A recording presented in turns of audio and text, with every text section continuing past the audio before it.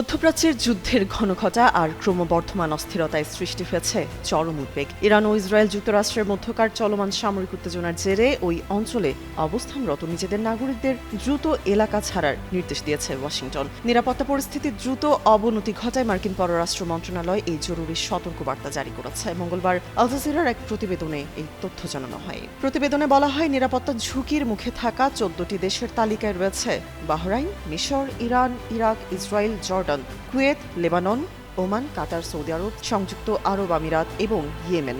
মার্কিন নাগরিকদের জন্য এই অঞ্চলগুলো বর্তমানে চরম অনিরাপদ হিসেবে বিবেচিত হচ্ছে। নির্মাণে নাম্বার 1 শাহ সিমেন্ট।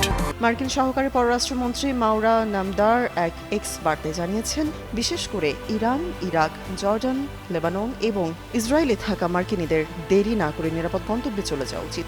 জীবন বাঁচাতে যেভাবে সম্ভব দ্রুত এসব দেশ ত্যাগ করার পরামর্শ দেওয়া হয়েছে। মূলত সম্ভাব্য বড় ধরনের কোনো সংঘাতের মুখে নাগরিকদের সুরক্ষা নিশ্চিত করতে এই কঠোর পদক্ষেপ নিয়েছে দেশটি।